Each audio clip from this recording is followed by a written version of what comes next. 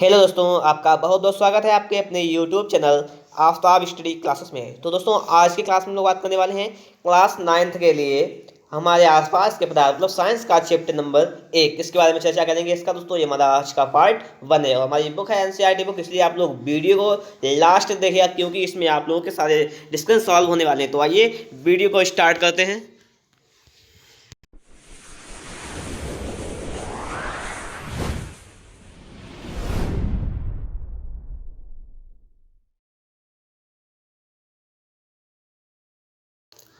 तो देखिएगा, आपके सामने पाठ आ चुका है हमारे आसपास के पदार्थ। देखिए, इस वीडियो में हम लोग क्या करेंगे, जो मुख्य मुख्य टॉपिक है इस बात में हम वो उस बारे में चर्चा करेंगे यहाँ पर। तो आप लोग वीडियो को बिल्कुल लास्ट देखिएगा। देखिए, लिखा हुआ है अध्याय के नजर में, यहाँ से स्टार्ट करें। पदार्थ के बारे में सबसे पहले बात की गई है। तो देखिएगा, सबसे पहले यहाँ पे आपको डिफिनेशन सही सभी चीज़ें मिलेंगी। ठीक है, सही से वीडियो का देखिएगा। और हाँ, अगर आप हमारे चैनल से नए जुड़े हुए हैं, अभी तक आपने हमारे चैनल को सब्सक्राइब नहीं किया है तो चैनल को सब्सक्राइब भी कीजिएगा, साथ में बेल आइकन को प्रेस कीजिएगा ताकि आने वाली वीडियो की नोटिफिकेशन आप तक सबसे पहले पहुंच जाए। हाँ, अगर आप साइंस में भी इंटेलिजेंट बनना चाहते हैं तो आप अपनी एक कॉपी को निकाल दीजिएगा, साथ में कलम लेकर बैठिएगा ताकि आप सारे नोट्स को तैयार करते जाएं, घर पर ही अच्छे से तैयारी कर लें। और अगर आप मैथ सीखना चाहते हैं तो आपको हमारे चैनल पर मैथ मिल जाएगी, वहाँ से आप मैथ सीख सकते हैं। तो आइए स्टार्ट कर लेते हैं आज का क्लास। देखिएगा, सबसे पहले बात की गई पदार्थ के बारे में कि पदार्थ कितने होते हैं। तो देखिए, पदार्थ की कितनी अवस्थाएं होती है। एक होती है ठोस अवस्था, एक होती है द्रव अवस्था, एक होती है हमारी गैस अवस्था। पदार्थ की 3 अवस्थाएं होती हैं, लेकिन अगर बात की जाए तो पदार्थ की 5 अवस्थाएं होती हैं। ठीक है, एक बोस साइंटिफिक कंडेंसेट होती है, एक प्लाज्मा होती है, ठीक है, एक ये भी बस 2 अवस्थाएं होती हैं। ठीक, और अगर आगे बात कर ली जाए, लेकिन आपका सिलेबस आप 9th में पढ़ते हैं तो इसलिए आपके लिए एक ठोस अवस्था है, एक द्रव अवस्था है, एक गैस अवस्था हो गई। अब पढ़ते हैं इसके बारे में कि इनकी क्या क्या क्वालिटीज होती हैं, वो पढ़ लेते हैं हम। अब देखिएगा, सबसे पहले अगर बात की जाए तो यहाँ पर लिखा हुआ है ठोस। ठोस के लिए कौन कौन से गुण होते हैं, द्रव के लिए कौन कौन से गुण होते हैं और गैस के लिए कौन कौन से गुण होते हैं। अब हमें इनके बारे में जानकारी प्राप्त करनी है। देखिएगा, ठोस जो होता है उसका निश्चित आकार होता है, ठीक है, और द्रव होता है उसका कोई निश्चित आकार नहीं होता है, और गैस होता है उसका अनिश्चित आकार होता है। जैसे अगर बात कर ली जाए, पानी लीजिएगा, ठीक है, अगर पानी कैसा होता है, द्रव होता है। अगर पानी को आप बोतल में रखेंगे तो कैसा हो जाएगा, बोतल के आकार का ले लेगा। अगर उस पानी को आप भगोने में रख लेंगे मान लीजिए तो भगोने का आकार का ले लेगा। जैसे आप ठोस की बात करें तो आप पानी को पहले फ्रिज में रख दीजिएगा और जम जाएगा, बर्फ हो जाएगा ना, ठोस हो जाएगा, तो उस आकार का ठोस आकार देगा। अगर दोस्तों हम गैस की बात करें तो गैस का कोई आकार ही नहीं होता है, कोई आकार नहीं होता है ना। आप देखिए, अगरबत्ती ले लीजिएगा, सुगंधयुक्त चीज़ ले लीजिए, इसको सुलगा दीजिएगा तो उसकी जो वायु होगी मतलब जो गैस होगी वो क्या होगी, पूरे वायुमंडल में छा जाएगी, तो उसका कोई निश्चित आकार नहीं होता है। ठीक है, अगर आगे बात कर ली जाए तो देखिए, ठोस के लिए लिखी हुई कंडीशन की निश्चित आयतन, कि ठोस का जो आयतन होता है वो निश्चित होता है और द्रव का भी आयतन निश्चित होता है, लेकिन गैस का आयतन अनिश्चित होता है। इसको आप याद कीजिएगा, कॉपी पर नोट्स बना सकते हैं। ठीक है, और देखिए आगे बात की गई है कि देखिए, बात लिखा हुआ है इसमें कि कोई बहाव नहीं होता है। जो ठोस होता है कोई बहाव नहीं होता है, द्रव होता है उसमें बहाव होता है। अगर मान लीजिए आप ठोस को, बर्फ को ले लीजिए, उसमें कोई बहाव नहीं होता है, और अगर पानी को ले लेंगे तो उसमें बहाव होता है, पानी को चाहेंगे तो पानी बहेगा, और उसमें गैस में बहाव होता है क्योंकि गैस जो होती है हमारी वायुमंडल में फैल जाती है। आगे बात करें तो इसमें लिखा कण अत्यंत आसपास होते हैं, कणों के बीच में रिक्त स्थान होता है, कणों में बहुत रिक्त स्थान होता है। दोस्तों का बात की जाए तो समझिएगा, आपके लिए सबसे बेहतरीन उदाहरण रहेगा। देखिएगा, अगर बात कर लें, देखिए ठोस ईंट भी ठोस होती है, अगर ईंट का उदाहरण लें तो उसके लिए कण जो होते हैं अत्यंत पास पास में होते हैं। और देखिए लिखा हुआ है कणों के बीच में रिक्त स्थान, जो हमारा द्रव होता है उसमें रिक्त स्थान होता है। और लिखा हुआ है गैस के लिए कणों में बहुत बहुत रिक्त स्थान होता है। जैसे कण जो होते हैं गैस के दुर्गंध बहुत दूर दूर तक जाती है। इसका मतलब क्या है कि इसके बीच में बहुत ही गैप होता है। आगे बात कर लिखा जाता है इसमें संपीड़ितता नगण्य होती है, कुछ संपीड़न होते हैं उसमें बहुत ही ज़्यादा संपीड़न होते हैं। ठीक है, तो इस प्रकार से हमने इसकी क्वालिटीज को पढ़ लिया है। आगे बात करें तो पदार्थ के बारे में जानकारी प्राप्त कर लेते हैं। पदार्थ होता क्या है, देखिएगा आपके सामने डेफिनेशन लिखी हुई है इसकी पदार्थ की।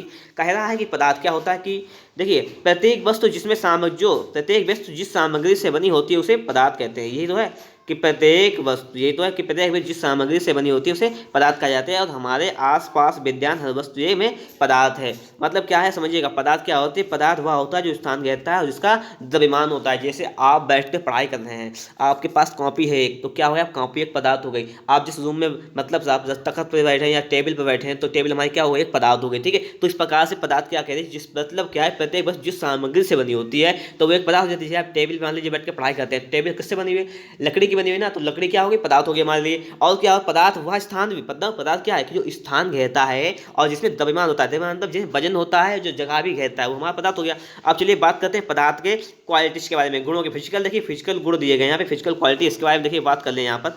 तो पदार्थों के भौतिक गुण क्या क्या होते हैं कि देखिए, पदार्थ जो होता है, बात समझने वाली है यहाँ पे, ठीक है, समझिएगा कि पदार्थ कणों से बना है, ये सतत नहीं है, पदार्थ के अंदर अत्यंत छोटे छोटे कण होते हैं, ठीक है। पदार्थों के कणों के अभिलक्षण गुण क्या होते हैं वो समझना है। देखिए समझने बात लिखा हुआ है पहला यहाँ पर कि पदार्थ के कण निरंतर गति करते हैं, यानी उनके पास गतिज ऊर्जा होती है, ठीक है। मतलब पदार्थ जो होते हैं उन्हें जब गति करते हैं तो उनके पास कौन सी ऊर्जा होती है, गतिज ऊर्जा होती है, क्योंकि गति के कार्य जो उत्पन्न होती है उसे हम गतिज ऊर्जा कहते हैं। आगे देखिए बात किया तो लिखा हुआ है कि तापमान बढ़ने से कणों की गति तेज हो जाती है, क्योंकि कणों की गतिज ऊर्जा बढ़ जाती है। जैसे अगर दोस्तों बात करें हम तो पानी की अगर बात करें, पानी को ले लीजिएगा आप लोग भगोने में, उसको गैस पर रख दीजिएगा उबालने के लिए, तो देखते हैं आपसे जो गैस को खौलाते हैं, पानी को जो खौलाते हैं उसमें देखिएगा, इसको जलाकर पानी को जो खौलाएंगे तो उसमें देखिएगा जब खौला सा मरने लगता है, मतलब बुलबुले से बाहर ऊपर से आने लगते हैं, इसका मतलब क्या है कि कणों में एक गति उत्पन्न हो जाती है, इसके कारण जो उसमें गति ऊर्जा बढ़ जाती है। तो दोस्तों इसका हमारा पहला फिजिकल गुण तो ये हो गया है, ठीक है। अगर आगे बात कीजिए, आपके आगे लिखा हुआ है पदार्थ के कणों के बीच रिक्त स्थान होता है। मतलब क्या है, जब हम चाय, काफी या नींबू पानी बनाते हैं तो एक तरह के पदार्थ के कण दूसरी तरह के पदार्थ के कणों के बीच उपस्थित रिक्त स्थान में समावेश हो जाते हैं। इससे पता चलता है कि पदार्थ के कणों के बीच रिक्त स्थान होता है, इससे ये भी पता चल गया है। अगर दोस्तों देखिएगा, समझिएगा, बात समझने का प्रयास कीजिएगा, यहाँ पर आपके सामने एक डायग्राम बना हुआ है, समझिएगा क्या लिखा है इसमें। यहाँ पर जल मिला हुआ है, लवण मतलब नींबू डाला, इसको हिलाया तो क्या हो जाएगा, यहाँ पर जल लवण बन जाता है। मतलब क्या है कि यहाँ पर जो है रिक्त स्थानों को आपको दिखाया गया, लिखा हुआ है कि चित्र कण में बहुत छोटे छोटे होते हैं, कण जो होता है बहुत छोटे छोटे होते हैं, उसके बीच में रिक्त स्थान होता है। तो समझिएगा, बात समझने का प्रयास कीजिएगा, ठीक है। आगे देखिए क्या लिखा है, हमारे पदार्थ की फिजिकल क्वालिटी चल रही है, मतलब भौतिक गुण। अगला लिखा हुआ है पदार्थ के कण एक दूसरे को आकर्षित करते हैं, ये लिखा हुआ है। और देखिए इसका एक्सप्लेन दिया गया है हमें, ये कि जब हम पानी के नल को खोलते हैं, पानी की धार को अपनी उंगली से तोड़ने की कोशिश करते हैं तो वह धार टूट जाती है, नहीं, क्योंकि पानी की धार जुड़ी रहती है। इसका मतलब यह है कि पानी के कण एक दूसरे के आकर्षण बल से जुड़े रहते हैं। बात समझने का प्रयास कीजिएगा। देखिए आपकी मुख्य जो स्केच है वो यही है कि पदार्थ के कण एक दूसरे को आकर्षित करते हैं, ये हमारी मुख्य कण है। और कोई आपसे पूछे कि कैसे आकर्षित करते हैं, उसका एक्सप्लेन कीजिएगा तो आप तुरंत एक्सप्लेन कर सकते हैं कि देखिएगा, जब हम मान लीजिए पानी को चलाते हैं, बात समझने का प्रयास कीजिए,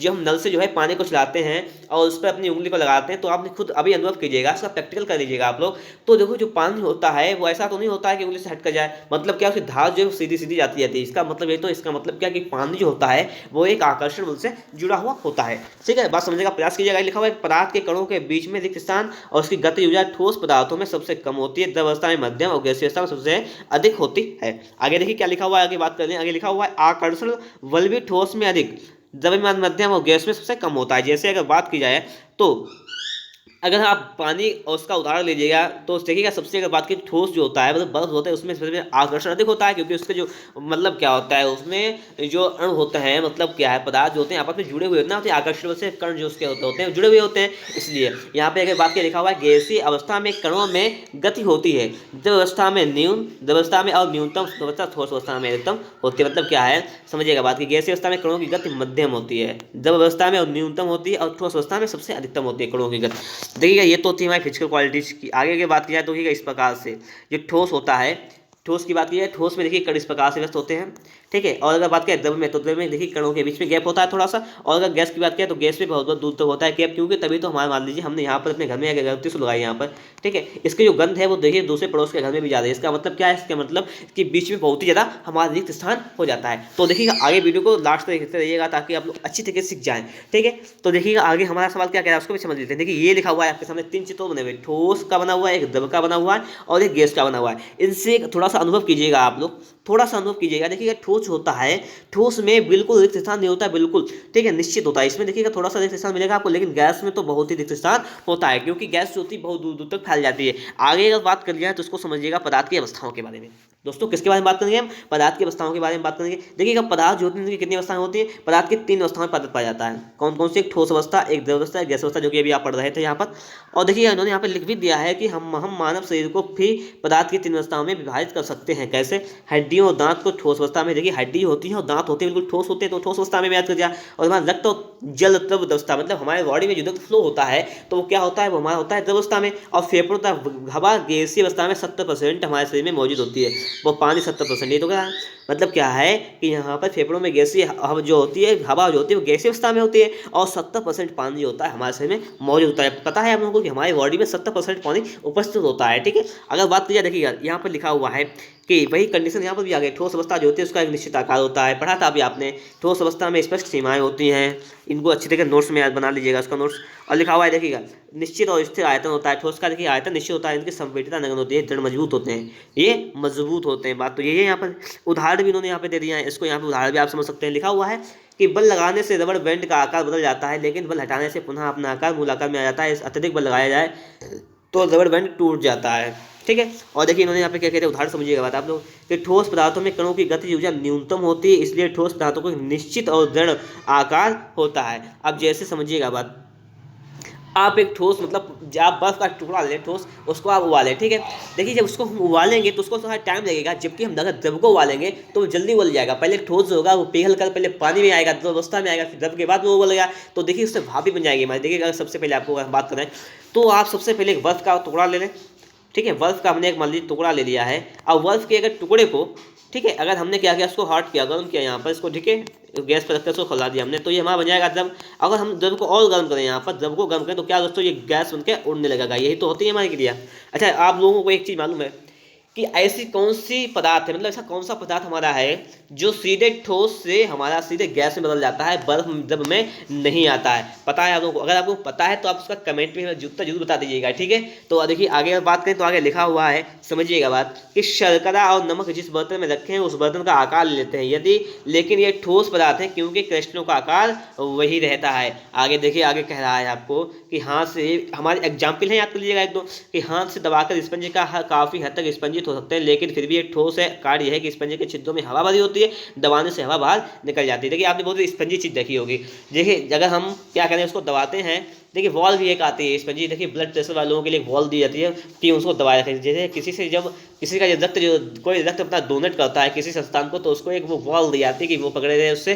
ठीक है। तो बस मतलब वैसे की यहाँ पर बात की गई है। आप थोड़ा देखिएगा, समझिएगा, समझने का प्रयास कीजिएगा। आगे लिखा हुआ है द्रव के बारे में थोड़ी सी बात, तो हम द्रव के बारे में जानकारी प्राप्त कर लेते हैं। लिखा हुआ है द्रव होते हैं, तरल होते हैं और उन्हें वहा होता है। ठीक है, पहला हमारा ये पॉइंट हो गया है। आगे लिखा हुआ है कि द्रव का कोई निश्चित आकार नहीं होता है, ये बर्तन का आकार ले लेते हैं। इस बात को आप लोग समझिएगा। जैसे आपके पास 1 लीटर पानी है, क्या है, 1 लीटर पानी है, आप क्या करेंगे, बात समझने का प्रयास कीजिए। आपने 1 लीटर पानी को भगोने में डाल दिया, तो उसने किसका आकार ले लिया, भगोने का आकार ले लिया। आपने 1 लीटर पानी को मान लीजिए भगोने से निकालकर एक बोतल में कर दिया, तो उसने बोतल का आकार ले लिया। आप ले एक बोतल आपने एक डिब्बे में कर दिया, तो डिब्बे का आकार ले लिया। इसका मतलब क्या है कि ये द्रव अवस्था वाले पदार्थ होते हैं, उनका कोई निश्चित आकार नहीं होता है, जिस बर्तन में आप रखेंगे उनका ही आकार ग्रहण कर लेते हैं। लिखा हुआ है कि द्रव का निश्चित आयतन होता है। आयतन तो निश्चित होगा, जैसे आपने अगर 1 लीटर पानी लिया है तो वो रहेगा तो 1 ही लीटर। ठीक है। आगे लिखा हुआ है द्रवों में बहुत कम संपीड़न होता है, संपीड़न तो बहुत कम होता है। अब देखिए आपके सामने लिखा हुआ है कि द्रवों के कणों का आकर्षण बल उनका आयतन निश्चित रखता है। जिस, अब देखिए आगे लिखा है कि द्रव जिस बर्तन में रखे जाते हैं उस बर्तन का आकार ले लेते हैं। ये तो पता हो गया, कंप्लीट हो चुकी बात। आगे लिखा हुआ है गैसों जैसे ऑक्सीजन और कार्बन डाइऑक्साइड पानी में मिश्रण करती हैं, और यही जलीय जीव पौधे पानी में घुली ऑक्सीजन के कारण ही पानी में सांस ले पाते हैं। ठीक है। आगे देखिए लिखा हुआ है कि द्रव अवस्था में विसरण अधिक होता है, ठोस अवस्था में कम होता है, क्योंकि कणों की गति द्रव में ज़्यादा होती है, ठोस में कणों की गति कम होती है। पता है आपको कैसे? हमने भी एक्सप्लेन किया था कि बर्फ का जब टुकड़ा आप लेंगे, उसको जब हॉट करेंगे हम, तो क्या हो जाएगा, उसका पहले अब वो द्रव में बदलेगा ना, तो उससे कणों की गति धीरे होगी। और अगर हम देखें द्रव को, मान लीजिए आपके पास एक गैस चूल्हा है और आपके पास 2 भगोने आपने लिया। इसका थोड़ा सा प्रैक्टिकल आपको बताते हैं।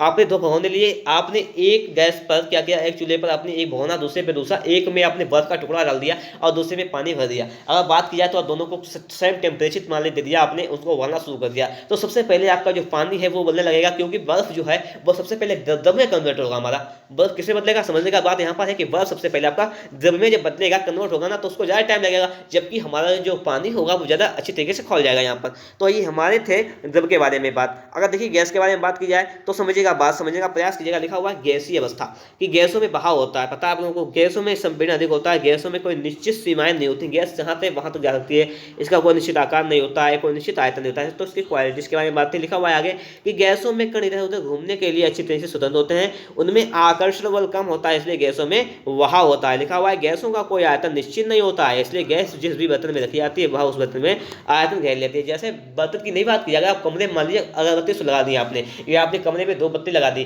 तो 2 बत्ती कहाँ, पूरे कमरे में आयतन, मतलब क्या, पूरे कमरे का आकार ले लेगी, पूरे कमरे में फैल जाएगी। मान लीजिए आपका कमरा खुला हुआ है तो पूरे वायुमंडल में फैल जाएगी। तो इतनी सी सिंपल सी बात है, कोई ज़्यादा परेशानी वाली बात यहाँ पर नहीं है। तो हमने यहाँ पर इस चीज़ को एक्सप्लेन कर दिया है कि ठोस अवस्था क्या है आपकी, और हमारी आपकी द्रव अवस्था क्या है, आपकी गैस अवस्था क्या है। मैंने इस चीज़ को एक्सप्लेन कर दिया है। आगे अगर बात की जाए तो वो भी समझ लीजिएगा बात आप लोग। लिखा हुआ है कि गैसीय अवस्था में कण जो होते हैं अनियमित रूप से तेजी से गति करते हैं, इस कारण कण आपस में और बर्तन की दीवार से टकराते हैं। दीवार के दीवार पर गैस कणों के द्वारा प्रति इकाई क्षेत्रफल पर लगे पदार्थ के कारण गैस का दबाव बनता है। पदार्थ की अवस्थाओं में परिवर्तन कैसा होता है समझिएगा। पदार्थ की तीनों अवस्थाओं में मिलकर बनता है। देखिए पदार्थ जो होता है तीन अवस्थाओं में मिलकर बनता है। एक ठोस जो होता है वो बर्फ मान लीजिए, द्रव होता है पानी, गैस होता है वाष्प। बात समझिएगा, गर्म करने पर बर्फ पानी में परिवर्तित हो जाता है और पानी वाष्प में परिवर्तित हो जाता है। समझिएगा बात कैसे। मान लीजिए थोड़ी देर सपोज करते हैं हम यहाँ पर कि हमने 1 लीटर पानी लिया, ठीक है। पहले सबसे पहले आपने क्या किया, उसको फ्रिज में रख दिया। तो फ्रिज से क्या हो गया, वो जम गया। जमने के बाद वो बर्फ बन गया हमारा। जब वो पानी हमारा दोस्तों बर्फ बन गया है, तो पानी जो बर्फ बन गया तो आपने पानी को क्या किया, हीट कर दिया यहाँ पर, ठीक है। जब पानी को आपने हीट किया तो क्या बन गया, वो द्रव बन गया। मैंने आपको उससे पहले उदाहरण समझा दिया था। और जब आपने द्रव को जब हीट किया तो उसे खौलना शुरू हो गया। आपने अच्छा एक बात और बताइए आप हमें, जब आपने सुना होगा कभी कि जो नदियों में जब दाया धूप होती है मई जून के महीने में तो पानी कम हो जाता है। ऐसा क्यों होता है आपको मालूम है? ऐसा इसलिए होता है कि जब देखिएगा हमारा सूरज होता है, जब उसकी लाइट पड़ती है उस पर, ठीक है, तो पानी जो होता है वो हीट हो जाता है। जब पानी हीट हो जाता है तो उसकी वाष्प बनने लगती है। तो जो वाष्प बनने लगती है क्योंकि गर्मी ज़्यादा होती है, वाष्प बन जाए तो पानी उड़ जाता है आसमान में, ठीक है, हवा में उड़ जाता है, वो बादलों के रूप में परिवर्तन होता है। इसलिए ऐसा होता है, ठीक है। इसका कोई विशेष कारण नहीं है यहाँ पर। अच्छा एक बात और बताइएगा आप लोगों को ये चीज़ तो मालूम होगी कि देखिएगा जैसे आपने मान लीजिए थोड़ा सा प्रैक्टिकल करके देख लीजिएगा।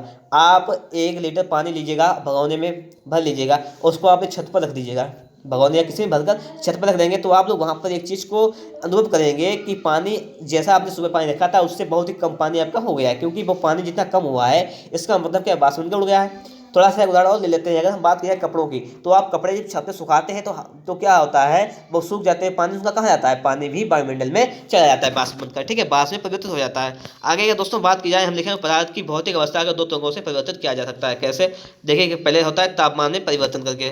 लिखा हुआ है गलनांक, इसको समझने का प्रयास कर लीजिएगा। यहाँ पर लिखा हुआ है कि गलनांक क्या होता है, मेल्टिंग पॉइंट। गलनांक किसे कहते हैं समझिएगा बात, कि जिस तापमान पर वायुमंडलीय दाब कोई ठोस पिघल कर द्रव बनता है उसे उसका गलनांक कहलाता है। मतलब क्या है कि जिस तापमान पर कोई ठोस पिघल कर द्रव बन जाए उसे क्या कहते हैं, उसका गलनांक कहते हैं। बर्फ का गलनांक याद कर लीजिएगा 273.16 केल्विन होता है। सुविधा के लिए हम इसे 0 डिग्री सेंटीग्रेड या 273 केल्विन लिख लेते हैं। आगे लिखा हुआ है, मतलब आप मेल्टिंग पॉइंट समझ गए होंगे। गलनांक क्या होता है कि जिस ताप पर ठोस पिघल कर गलनांक लिखा, मतलब गलना मतलब पिघलना, पिघल जाए। जब बर्फ पिघलती है तो बर्फ का तापमान नहीं बढ़ता है लगातार ऊष्मा प्रदान करने के बावजूद, क्योंकि संगलन की गुप्त ऊष्मा तापमान को बढ़ने नहीं देती है। अच्छा बात किया तो दोस्तों संगलन की गुप्त ऊष्मा किसे कहते हैं, इसके बारे में भी हम बात कर लेते हैं। देखिए आपके सामने लिखा हुआ है संगलन की गुप्त ऊष्मा। लिखा हुआ है कि वायुमंडलीय दाब पर 1 किलो ठोस को उसके गलनांक पर द्रव में बदलने के लिए जितनी ऊष्मीय ऊर्जा की आवश्यकता होती है उसे संगलन की गुप्त ऊष्मा कहते हैं। संगलन की गुप्त ऊष्मा कहते हैं। इसको परिभाषा को आप कॉपी पर नोट कर सकते हैं अपनी अच्छी सुविधा के लिए। लिखा हुआ है अतः 0 डिग्री सेंटीग्रेड के कणों की तुलना में 0 डिग्री सेंटीग्रेड पर पानी के कणों का अधिक ऊर्जा होती है। आगे देखिए आपके सामने लिखा हुआ है क्वथनांक। क्वथनांक माने होता है बॉइलिंग पॉइंट। वायुमंडलीय दाब पर वह तापमान जिस पर द्रव उबलने लगता है उसका क्वथनांक कहलाता है। गलनांक की बात, जिस पर द्रव गलने लगता है उसे हम गलनांक कहते हैं, और जिस पर द्रव उबलने लगता है उसे हम क्या कहते हैं, क्वथनांक कहते हैं। अगर बात की जल का क्वथनांक कितना होता है तो होता है 373 केल्विन, मतलब 373 केल्विन पर जो होता है जल वो उबलने लगता है, ठीक है। आप लोगों को बात समझ में आ रही होगी। आगे लिखा हुआ है वाष्पीकरण की गुप्त ऊष्मा क्या होती है, उसको भी हम समझ लेते हैं। देखिएगा वायुमंडल दाब पर 1 केजी द्रव के क्वथनांक, उनके क्वथनांक पर वाष्प में बदलने के लिए जितनी ऊष्मीय ऊर्जा की आवश्यकता होती है उसे वाष्पीकरण की गुप्त ऊष्मा कहते हैं। मतलब समझने की बात यहाँ पर है कि 1 किलो द्रव को उसके क्वथनांक पर वाष्प में बदलने की क्रिया, मतलब 1 किलो द्रव है उसको बदलने की किसी वाष्प में बदलने की क्रिया जो होती है, जितनी मतलब ऊष्मा की आवश्यकता होती है, ऊर्जा की आवश्यकता होती है, उसमें हम क्या कहते हैं, वाष्पीकरण की गुप्त ऊष्मा या ऊर्जा कहते हैं, ठीक है। आगे देखिएगा आपके सामने आ गया है, इसको भी समझ लेते हैं, ठीक है। इसको समझ लीजिए अच्छी तरीके से। लिखा हुआ है कि जब पानी को उबाला जाता है तो उसके तापमान में वृद्धि नहीं होती है, जबकि 100 डिग्री सेंटीग्रेड ही रहता है, क्योंकि वाष्पीकरण की गुप्त ऊष्मा पानी के कणों के बीच आकर्षण बल को तोड़ती रहती है। अर्थात 100 डिग्री सेंटीग्रेड पर तापमान पर वाष्प के कणों में उसकी तापमान में पानी के कणों की अपेक्षा अधिक होती है। इतनी बात समझ में आप लोगों को आ गई होगी। आगे लिखा हुआ है पदार्थ तापमान में परिवर्तन से पदार्थ की अवस्था को एक दूसरे में बदला जा सकता है, जैसा कि आगे दिया गया है। मतलब ठोस को द्रव में बदला जा सकता है, द्रव को गैस अवस्था में बदला जा सकता है। समझ गए नहीं समझ गए? अब यहाँ पे क्या किया इन्होंने, गैस अवस्था को अगर ठंडा करेंगे, देखिए मतलब क्या है कैसे, अगर आप द्रव अवस्था को यहाँ पर ऊष्मा देंगे तो ये मतलब ठोस को जब आप ऊष्मा देंगे तो द्रव हो जाएगा, और आप द्रव को ऊष्मा देंगे तो गैस हो जाएगा। अगर मान लीजिए आप क्या करें, गैस को शीतलन देते हैं, ठंडा करते हैं, तो ये क्या बन जाएगा, द्रव बन जाएगा, और द्रव को ठंडा करते हैं तो क्या बन जाएगा, ये हमारा ठोस बन जाएगा। ठीक है, आगे का बात के दिखा हुआ है आपका ऊर्ध्वपातन। अब इसके बारे में हम बात करेंगे अगली वीडियो में। इतनी जब तक के लिए आप लोग इतना अच्छा था पढ़ लीजिएगा, अच्छे तरीके रिवाइज कर लीजिएगा। तो मिलते हैं आपको हम नेक्स्ट वीडियो में। वीडियो देखने के लिए आपका बहुत बहुत धन्यवाद। अगर आपको वीडियो अच्छा लगा है तो लाइक कीजिएगा, चैनल को सब्सक्राइब कीजिएगा।